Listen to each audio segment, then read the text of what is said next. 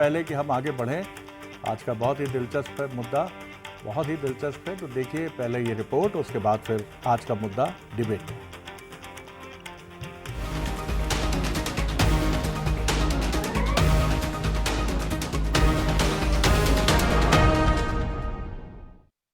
ऐसे निर्णय करो जिससे आपकी लोकप्रियता बढ़े, भले वो निर्णय लोकहित में नहीं हो। तो कुछ निर्णय ऐसे होते हैं जो लोकहित में नहीं होते और लोकप्रियता प्राप्त करने के लिए कि हम अगला चुनाव जीत जाएं, और सरकारें कर लेती हैं। सिर्फ कुर्सी प्राप्त करने के लिए आप इस प्रकार किसी राज्य को एकदम, मैं ये कहूँ कि राज्य की कपड़े उतार दें आप, ये तो नहीं होना चाहिए। बीजेपी के कद्दावर नेता और एमपी सरकार में कैबिनेट मंत्री कैलाश विजयवर्गीय ने लोक लुभावन योजना पर गंभीर सवाल उठाए हैं। हिमाचल प्रदेश और कर्नाटक की कांग्रेस सरकारों के आर्थिक संकट के आलोक में विजयवर्गीय ने ये बात कही। उन्होंने कहा कि कुछ फैसले लोकप्रियता के लिए होते हैं, लोकहित के लिए नहीं। उन्होंने कहा कि कुर्सी पाने के लिए आप राज्य को संकट में नहीं डाल सकते। निर्णय ऐसे होते हैं जो लोकहित में नहीं होते और लोकप्रियता प्राप्त करने के लिए कि हम अगला चुनाव जीत जाएं, और सरकारें कर लेती हैं। भुगतना उसमें जनता को पड़ता है और बाकी लोगों को भी पड़ता है।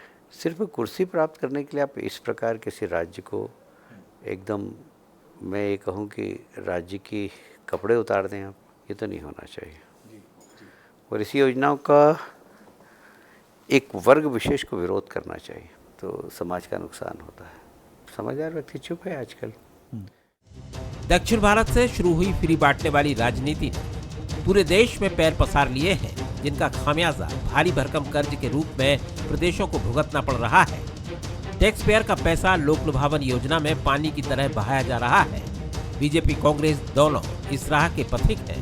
कांग्रेस ने 2018 में किसान कर्ज माफी का वादा करके चुनाव जीता था। सुनिए क्या कह रही है इस मामले में कांग्रेस।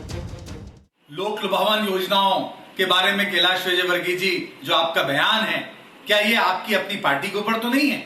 और अगर ऐसी बात थी तो आप कैबिनेट में ये बात रखते, क्योंकि आपने ही चुनाव पहले कई लोक लुभावन योजनाओं की घोषणाएं की। अब सरकार बनने के बाद आप ही को दिक्कत आ रही है, लोगों की सैलरीज नहीं मिल रही है और बहुत सारी राशि इन योजनाओं में जा रही है।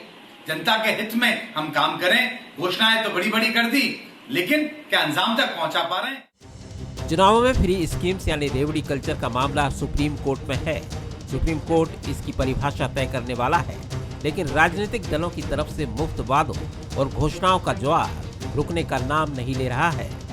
क्या सियासी जमात को चुनावी जीत ही सबसे बड़ा टास्क नजर आता है, जिसको पूरा करने के लिए वो रेवड़ी कल्चर को चुनाव दर चुनाव बढ़ा रहे हैं? इसी पर अब कैलाश वाणी हुई है।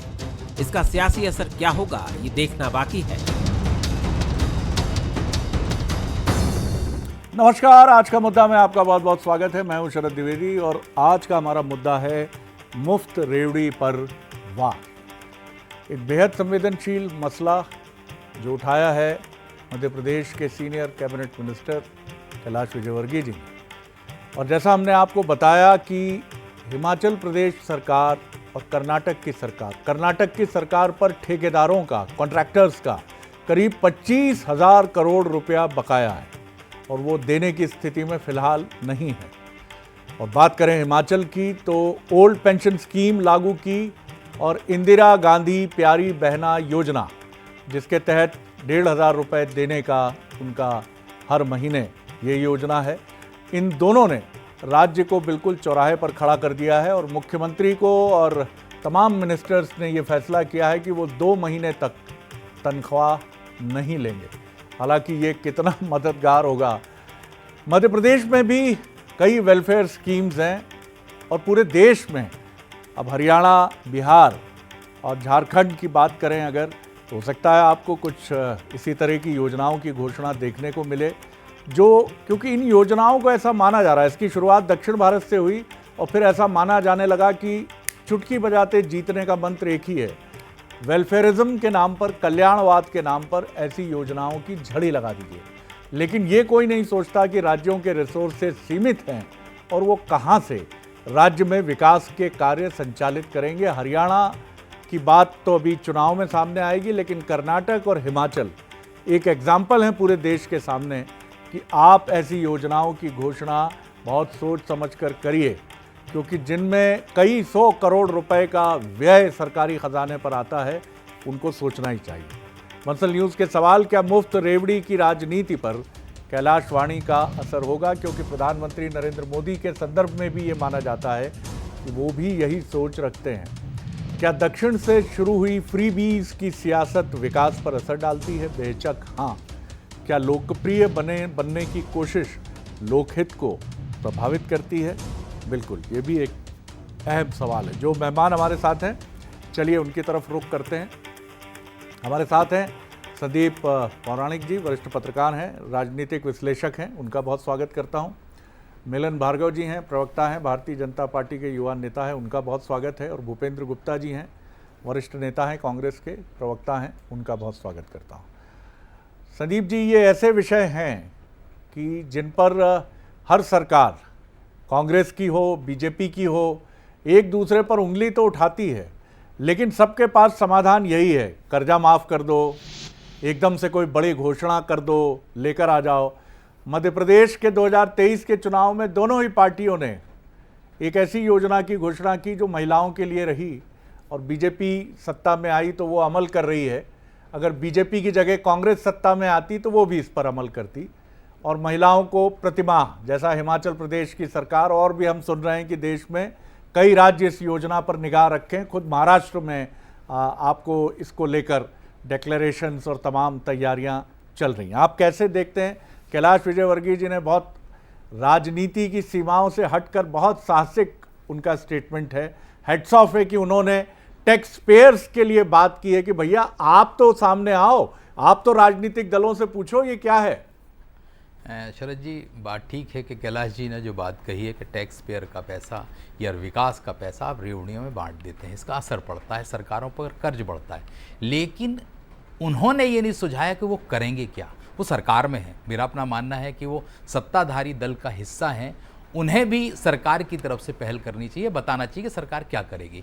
लेकिन शरद जी, एक चीज़ और है कि राजनीतिक दल रिपोर्ट कार्ड नहीं रखते अपना, वो मतदाताओं का दिल जीतने के लिए लोक लुभावन बातें करते हैं, वादे करते हैं, और उसका असर सीधा राज्य के विकास पर, राज्य की सेहत पर पड़ता है। आज हिमाचल की बात है, कर्नाटक की बात है, क्या मध्य प्रदेश की स्थिति बहुत अच्छी है? ये बड़ा सवाल है। तो सरकार उस दिशा में क्या कर रही है? मुझे ये लगता है कि आने वाले समय में हो सकता है इन 4 राज्यों के चुनाव के बाद सरकारें कोई बड़ा फैसला लेने जा रही हैं, क्योंकि कैलाश विजयवर्गीय राज्य की राजनीति के साथ राष्ट्रीय राजनीति में भी दखल रखते हैं। जैसा सुप्रीम कोर्ट में मामला चल रहा है, प्रधानमंत्री जी की मंशा की बात है, और कैलाश विजयवर्गीय ने ये कहा है, तो मुझे लगता है कि आने वाले समय में कुछ योजनाओं पर कैंची भी चल जाए तो अचरज नहीं होगा। और मुझे ये भी लगता है कि नीति आयोग की तरफ से भी डायरेक्टिव्स कुछ हो जाए, या हर चीज़ के लिए अभी तो हम सुप्रीम कोर्ट के दरवाजे पर ही खड़े हो जाते हैं, और सुप्रीम कोर्ट फिर एक बार सामने आए कि भैया मत करिए ये सब, और ऐसा करना उचित नहीं है। भूपेंद्र जी, 2018 का चुनाव आपने भी किसान कर्ज माफ़ी पर लड़ा, और 2023 में बीजेपी के बाद या बाद छोड़ें भी तो दोनों ही पार्टियों ने एक जैसी योजनाओं की घोषणा की कि महिलाओं के लिए हम नगद पैसे देने की योजना लेकर आएंगे। इन परिस्थितियों में जबकि देश में कुछ सरकारें दिवालियेपन की तरफ चली गई हैं, मैं आज थोड़ी तटस्थ भूमिका की अपेक्षा दोनों प्रवक्ताओं से करूंगा। जी, मैं तटस्थ भूमिका पे नहीं, मैं सच्ची भूमिका में आपसे बात करूंगा। और पहली चीज तो मैं ये करेक्ट करना चाहूंगा कि ये योजना जो है दक्षिण भारत से शुरू नहीं हुई, ये 2014 में शुरू हुई कि 15-15 लाख मुफ्त में दिए जाएंगे। वहां से ये रेवड़ीबाजी वहां से शुरू हुई। जो इसके जनक हैं वो प्रभु हैं, और उन्होंने कहा कि हम इनकम टैक्स के जो पेयर्स हैं जो उनको हम 10-10% पैसा मुफ्त में देंगे। ये सारे वीडियो सार्वजनिक है। और उन्होंने ही कहा कि जो है हम किसान की आय दोगुनी कर देंगे। उन्होंने सारी चीजें जो भी उन्होंने कहा, बाद में उन्होंने उसको जुमला कहा। कुछ योजनाएं जो इंक्लूसिव योजनाएं जो है, दुनिया में जब अर्थ विन्यास की बात होती है, आर्थिक नीतियों की बात होती है, इकोनॉमिक गतिविधियों की बात होती है, तो बहुत सारी योजनाएं जो है इंक्लूसिवनेस के उद्देश्य से बनाई जाती है। हमने सबसे पहले जो है पब्लिक के खाते खोले। हमने महिलाओं को जो है बैंक में खाता खोलने के लिए 300 रुपये का प्रोत्साहन दिया था, ये नरसिम्हा राव जी की सरकार, और उसमें करीब 24 करोड़ खाते हम लोगों ने खोले थे।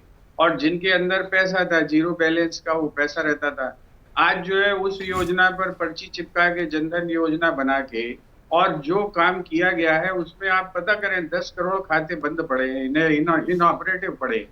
तो ये जो इंक्लूसिवनेस की हमारी योजना थी, हम जो है एक कम्युनिटी को सर्व करने का हमारा उद्देश्य होता था। हमने सुलभ शौचालय बनाए, पूरे विश्व में उनकी चर्चा हुई। हमारे जो है बिंदेश्वरी दुबे जी को जो है विश्व के सबसे बड़े पुरस्कार मिले उसमें। क्यों? कि एक जो है सुलभ शौचालय जो परफेक्ट होता था वो कम से कम एक मोहल्ले की, एक क्लस्टर की कम से कम 100 फैमिलीज को सर्विस देता था। लेकिन आपने उसकी जगह जो है रेवड़ी पार्टी की, हम जो है घर में शौचालय बनाएंगे। जब घर में शौचालय बनाया तो आपने ये सोचा ही नहीं कि इसका जो है भूपेन जी, हिमाचल और कर्नाटक पर भी टिप्पणी अपेक्षित है आपकी? पूरी जायत में करूंगा, उस पर भी करूंगा, बोल तो लेने दीजिए। 25,000 करोड़ वहां बकाया हैं ठेकेदारों के, और हिमाचल में मुख्यमंत्री और मंत्री। आपने सच्ची भूमिका की बात की है, इसलिए मैं अपेक्षा रख रहा हूँ। आपने मेरी बात को पूरी होने नहीं देंगे तो मैं कैसे आपका उत्तर? सर, ये तो आरोप बहुत स्वाभाविक है आपका कि बात पूरी होने नहीं देंगे। क्यों नहीं होने देंगे सर? इतनी देर मैंने कहीं इंटरप्ट किया, आप सवाल पूछने का मेरा अधिकार भी छीन लेंगे आप? तो मुझे पहले मेरी कंप्लीट तो कर लेने दे। आप 10 सवाल पूछिए, मैं 10 के जवाब दूंगा। कहीं गलती कर रहा हूँ तो आपसे माफी भी मांग लूंगा। नहीं, मैं माफी मांगता हूँ सर। हम लोग बड़े अज्ञानी होते हैं भूपेन जी, एंकर्स जितने हैं ना बहुत अज्ञानी होते हैं जी। अरे फिर वही आपको लगता है मेरी किसी बात से चोट लग गई तो मैं क्षमा मांग लेता हूँ। अरे हम इसी पे डिस्कस करते रहेंगे, आप आगे बढ़िए। हाँ, तो ये मैं जो आपसे कह रहा हूँ कि ये सारी परिस्थितियां देश में पैदा हुई। आज हम जो है बीमारी बांट रहे हैं शौचालयों के माध्यम से। 5 साल बाद जब वो गड्ढा भर जाएगा तो उसके डिस्पोजल की कोई व्यवस्था नहीं है इस देश में। तब वो जो सीवेज सड़क पर आएगा तो बीमारियां फैलाएगा इस देश में। इसका विचार जो है ये जो इस तरह की रेवड़ीबाजी की योजनाएं बनाई, आपको मैं याद दिलाना चाहता हूँ, उत्तर प्रदेश के चुनाव में महाप्रभु ने ये कहा कि हम 1 किलो नमक भी दे रहे हैं साथ में, तो नमक का कर्जा उतार के हमें वोट डालना। ये जो है ये इसके पीछे लक्ष्य क्या है, ये लक्ष्य आपको समझ में आ गया कि चलिए वो समझ गया मैं। अभी आपका दूसरा राउंड भी ड्यू है, अभी आपका दूसरा राउंड भी ड्यू है। उतारने की बात की गई इस देश में, तो ये इनका लक्ष्य ही वोट बटोरने का लक्ष्य है। आपका बजट की मैनेजमेंट का जो है आपका लक्ष्य नहीं है, तो ये योजनाएं चल रही। दूसरी चीज मैं आपसे कहूं कि आप बिल्कुल सही कह रहे हैं कि वहां पर जो है कर्नाटक में जो ठेकेदार हैं उनके पेमेंट्स रुके हों। आप पास में एक फोन कर लीजिए, आप नगर निगम भोपाल में 3 साल से भुगतान नहीं हुए हैं कॉन्ट्रैक्टर्स के, आप पता कर लीजिए। 6 महीने से इस प्रदेश में जो है चलिए मैं लौटता हूँ, पेंशन नहीं बटी है। मैं लौटता हूँ लेकिन मुझे ये नहीं लगता कि 2 दिवालिया मिलके बराबर हो जाएगा सब, कि बीजेपी कहेगी हम भी दिवालिया, कांग्रेस कहे हम भी दिवालिया, हो गया हिसाब किताब बराबर। मैं नहीं कह रहा हूँ, मैं ये कह रहा हूँ कि ये जो वक्तव्य आया ये राजनीतिक उद्देश्य से आया, क्योंकि सरकार बैकआउट करना चाहती तो भूमिका बनाई जा रही है। ये जो घोषणा तो कर दी है। अब जो क्या आपको नहीं लगता ये आत्मनिरीक्षण के तरफ भी है ये बयान? क्या आप ही को लगता है आपको ये आईना दिखाने की कोशिश है? बहरहाल मैं मिलन भार्गव जी की तरफ आता हूँ। मिलन जी, खुद को आईना दिखा रहे हैं और बैकआउट करने का रास्ता देखिए भूपेंद्र जी की इस बात से मैं भी इत्तेफाक रखता हूं कि कोई पीछे नहीं है। आप ये नहीं कह सकते कि इसके लिए 2 सरकारें कांग्रेस की जिम्मेदार हैं, वो दिवालिया होने की कगार पर पहुंच गई। अभी तो होड़ लगी है पूरे देश में, आप देख ही रहे हैं तमाम तरह की योजनाएं हैं। और इन योजनाओं में कैलाश जी एक बहुत मौजूद सवाल खड़ा करते हैं कि समाज के एक वर्ग को सामने आना चाहिए जिसका पैसा, जिसकी गाड़ी कमाई का पैसा, हम बिल्कुल सहमत हैं इससे कि समाज का कमज़ोर तबका, समाज के मेहनतकश तबके के पैसों से आगे बढ़े, बिल्कुल बढ़ना चाहिए उसको, ये उसका अधिकार भी है, क्योंकि वही आगे बढ़कर कल मध्यम वर्ग, उच्च मध्यम वर्ग और उससे भी आगे बढ़ता है। लेकिन क्या इस वर्ग को सामने आकर जब कैलाश जी कह रहे हैं कि उसको विरोध भी करना चाहिए कि लोकप्रियतावाद और उपयोगितावाद, इसके अंतर को तो राजनीतिक दलों को समझना होगा। निश्चित रूप से शरद जी, देखिए कैलाश जी हमारे पार्टी के बहुत वरिष्ठतम नेता हैं और मध्य प्रदेश सरकार में वरिष्ठ नेता के रूप में वो सरकार में हिस्सा भी है। देखिए एक लंबा राजनीतिक अनुभव है, उस अनुभव के माध्यम से जो उन्होंने अपनी इच्छा जाहिर की, निश्चित रूप चिंता का विषय है, क्योंकि जिस प्रकार से प्रतिपक्ष की सरकारें काम कर रही हैं अन्य राज्यों में, क्या हाल कर दिया आप हिमाचल का, कंगाली की स्थिति में आ गए, क्या हाल कर दिया कर्नाटक का, कंगाली की स्थिति में आ गए। देखिए, हमारी सरकारों ने यदि राजनीतिक रूप से चुनाव लड़े हैं या चुनाव जीतने के बाद जितने भी निर्णय लिए हैं, जितनी भी योजनाएं बनाई, वो लोक कल्याण के माध्यम से बनाई और जनता को केंद्र बिंदु में रखकर बनाई। और प्रधानमंत्री नरेंद्र मोदी जी का भी मानना है कि फ्री वीज को लेकर उन्होंने भी अपने मंशा जाहिर करी। और अभी आप 1 सितंबर को जो हमारा कार्यकर्ता सदस्यता अभियान शुरुआत हुई, तो आपने हमारे पूर्व राष्ट्रीय अध्यक्ष राजनाथ सिंह जी का भी वाक्य सुना होगा। अपने भाषण उद्बोधन में उन्होंने कहा कि जब मैं 2014 से और 19 में और 24 में तीनों चुनाव को लेकर घोषणा पत्र की समिति में अपनी भूमिका का निर्वहन कर रहा था, तो प्रधानमंत्री नरेंद्र मोदी जी ने अपनी चिंता जाहिर की कि हम घोषणा पत्र में वो चीज जोड़ें जिसको पूरा कर सके अक्षरशः। तो तीनों चुनाव में वो सब वादे किए जो भारतीय जनता पार्टी ने अक्षरशः जनता को डिलीवर किए, जो देश को बदलने वाले हो। वही मध्य प्रदेश में आप 5-5 बार यदि जनता के बीच हम विश्वास मत हासिल कर पाए तो जनता का जीवन बदलने की तरफ, प्रदेश का हाल बदलने के, क्या हाल कर दिया था मध्य प्रदेश का, बीमारू राज्य की श्रेणी में लाकर खड़ा कर दिया था। आज मध्य प्रदेश किस प्रकार से विकास कर आगे बढ़ा है और अपने चहुमुखी विकास में आज पहचान बनाकर मध्य प्रदेश अमिट छाप अपनी छोड़ चुका है। आप भूपेंद्र जी की बात चूंकि हो सकती है कि रेवड़ी उनको यदि 80 करोड़ जनता को मुफ्त अनाज मिल रहा है तो इनको रेवड़ी लग सकती है, लेकिन पहले अनाज सड़ जाया करता था, ये दिया नहीं करते थे, घोटाले किया करते थे। राजीव गांधी जी कहा करते थे 1 रुपए चलता है 85 पैसे हमारे नेताओं की जेब में चला जाता। आज लेकिन मैं निराश हूं थोड़ा मिलन जी, मैं थोड़ा निराश हूं कि आज मैं सोच रहा था कि आप दोनों राजनीतिक दलों के प्रतिनिधि इस विषय पर थोड़ा खुलकर बोलेंगे, लेकिन आप वही आरोपों की भाषा बोल रहे हैं जिसको सुनकर माफ कीजिएगा उधर बैठा दर्शक उबासी लेता है कि यार फिर शुरू हो गया रिकॉर्ड, ये एंकर काली कोट वाला ये भी गड़बड़ बोलता है और उधर बैठे लोग भी तुम खराब तुम खराब तुम खराब, तुम्हारे समय कुछ नहीं, तुम्हारे समय कुछ नहीं, तुम्हारे समय। अरे भैया, राष्ट्र आप दोनों के लिए सर्वोपरि है, कुछ तो स्वीकारिए, कुछ तो कहिए आप लोग अपने मन की बात। कैलाश विजयवर्गीय जी को मैं हेड्स ऑफ करता हूं कि उन्होंने ये बात तो मानी। जी बोल लीजिए जल्दी से। देखिए शरद जी, मैं वही कह रहा हूं, ये स्वीकारोक्ति, ये साहस भारतीय जनता पार्टी के कार्यकर्ताओं नेताओं में ही है। हम जो कहते हैं वो करते हैं और वही डिलीवर कर रहे हैं, इसीलिए आशीर्वाद स्वरूप जनता हमको दे रही है और बार बार हर परीक्षा में जा रहे हैं। जिनको रेवड़ी कह रहे हैं वो रेवड़ी जीवन बदलने वाली है या चुनाव बदलने वाली है। ये चुनाव के जो खटाखट इन्होंने चलाया था लोकसभा चुनाव में, जनता ने फटाफट रवाना भी कर दिया, जवाबदेही है।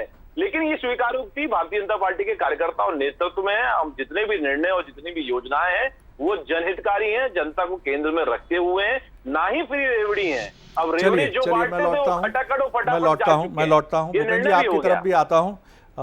मैं संदीप जी, आज हम देख रहे हैं कई चुनौतियां, उस पर कोई नहीं बोलता।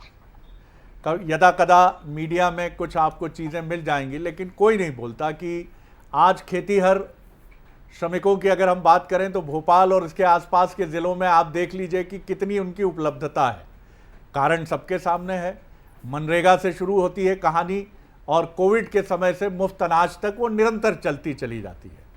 तमाम चीज़ें होती हैं। हम लोगों को योग्य बनाने के बजाय उनके हाथ में एक रेडीमेड चीज़ थमा रहे हैं जो उनके जीवन में रूपांतरकारी परिवर्तन नहीं करती है, उनकी योग्यता नहीं बनाती। आज मैनेट से इंजीनियर है भूपेंद्र जी, मिलन जी भी बहुत हाईली क्वालिफाइड हैं, हमने भी थोड़ी बहुत पढ़ाई लिखाई की है, लेकिन जिन लोगों को आप मुफ्त अनाज दे रहे हैं या आप अपनी योजनाएं दे रहे हैं, उनकी योग्यता का आपने कितना विकास किया? क्या वो अपनी योग्यता से कमाने के लायक नहीं है? इस पर आपका जवाब चाहूंगा। शरद जी, बड़ा साहसिक फैसला होगा जिस दिन सरकार हर हाथ को काम दे पाएगी। आज योग्यताधारी लोग हैं, लेकिन आप उनको, एक शब्द है, अलाल बना रहे हैं। उनको आप घर में चीज़ें पहुंचा रहे हैं, क्यों काम करने जाएगा? आज चाहे भूपेंद्र जी हो, चाहे मिलन जी हो, आप हो, हम, अगर हमें एक श्रमिक की ज़रूरत पड़ती है तो कितना परेशान होता है आदमी, क्योंकि आप उसको आलसी बनाते जा रहे हो। ठीक है, सरकार की अपनी नज़र हो सकती है, राजनीतिक दलों का अपना रवैया हो सकता है कि उसको मुफ्त अनाज दें। आप उसको कर क्या रहे हो? आप उसको काम दीजिए ना, आप उसे काम मुहैया कराइए। अगर वो अपाहिज है, शारीरिक तौर पर अपंग है, दीगर दिक्कतें हैं, उसकी आप मदद करिए। लेकिन युवाओं को, जो 25 साल का है, 30 साल का है, उसको आप काम ना दे के अगर अनाज देंगे तो मुझे लगता है कि राष्ट्र की प्रगति में बाधक चीज़ है। तो यहाँ एक और चीज़ महत्वपूर्ण है कि विकसित देशों के मॉडल, खासतौर से अमेरिका का मॉडल जरूर अध्ययन किया जाना चाहिए, जहाँ सोशल सिक्योरिटी स्कीम्स बहुत मजबूत हैं, लेकिन उसकी वजह से वहाँ के स्थानीय लोग चीन, जापान और भारत से कॉम्पीट ही नहीं कर रहे हैं। कोई ड्रग्स के नशे में उलझ गया है, कोई दूसरी दुनिया में चला गया। भूपेंद्र जी, वक्त कम है, संक्षेप में अपनी बात कहिए जी। आपकी इस बात से मैं बहुत बिल्कुल साफ का रखता हूँ कि इस देश जो दुनिया जो है नशे में उलझाई जा रही है, और भारत में विशेषकर जो गुजरात से खेपें आ रही हैं नशे की, उसने पूरे भारत को नशे में जो है तरबतर कर दिया है। पहले जो है 1 ग्राम 2 ग्राम की पुड़िया पकड़ी जाती थी, आज जो है 2-2 लाख करोड़ रुपए की हीरोइन और जो है स्मैक पकड़ी जा रही है, और ये इसी देश में पकड़ी जा रही है। सबको मालूम है, सबको दिखाई भी पड़ रहा है। तो ये जो है ये देश के साथ ये धोखा है। हमने एक योजना चालू की थी, ये भोजन के अधिकार की योजना, जिसके अंतर्गत हम 2 रुपए में अनाज देते थे, 2 रुपए केजी में लोगों को। आप उसको मुफ्त में ले आए। अब मुफ्त में ले आने के बाद अब ये 5 साल का एक्सटेंशन कर दिया। तो आप एक तो उसे रेवड़ीबाजी भी कहते हो, खुद ही प्रधानमंत्री कहते हैं रेवड़ीबाजी, और दूसरी तरफ उस योजना का जो है सिला दे दे के और आप चिल्ला के कहते हैं कि हम 1 किलो जो नमक दे रहे हैं उसके कारण हमें वोट भी दो।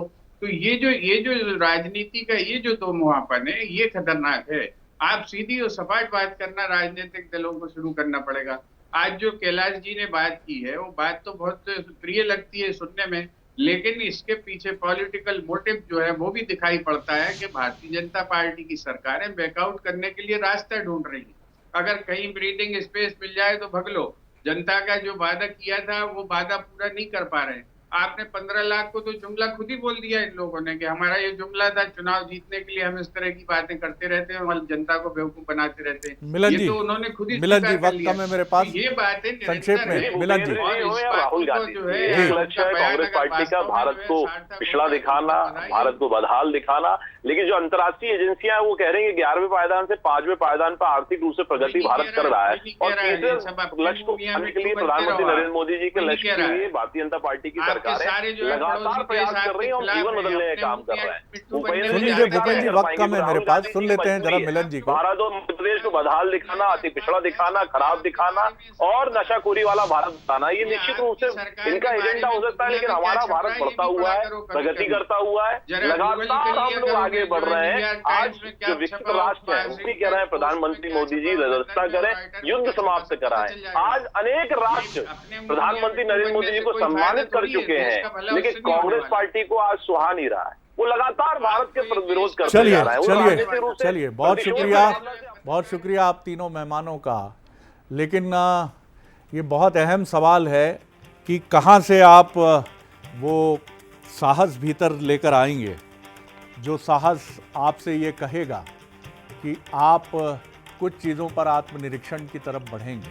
निश्चित तौर पर समाज के वंचित और कमज़ोर तबके को, और कहीं भी कोई ऐसी योजना लागू होती है जो योजना कहीं ना कहीं समाज की मुख्य धारा से समाज के वंचित वर्ग को जोड़ती है, उस योजना का हमेशा स्वागत है। चाहे वो आरक्षण हो, चाहे वो तमाम वेलफेयर स्कीम्स हों जिनके चलते भारत आज बहुत तेज़ी से आगे बढ़ा है और 5वीं अर्थव्यवस्था बना है।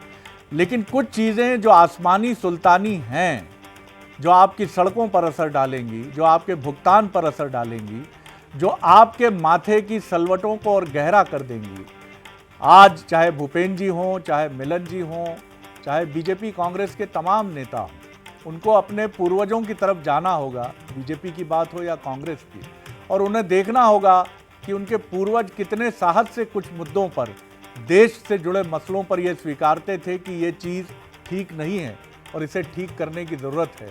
हम न कर पाए तो अगली दूसरी पार्टी की सरकार ठीक करे, क्योंकि ये मसला किसी पार्टी का नहीं है, किसी समाज का नहीं है, ये मसला देश का है। लम्हों ने खता की, सदियों ने सजा पाई, ये मत करिए साहब, ये मत करिए। आगे देखिए छत्तीसगढ़ आज का मुद्दा, प्रदर्शन मजबूरी या ज़रूरी। नमस्कार।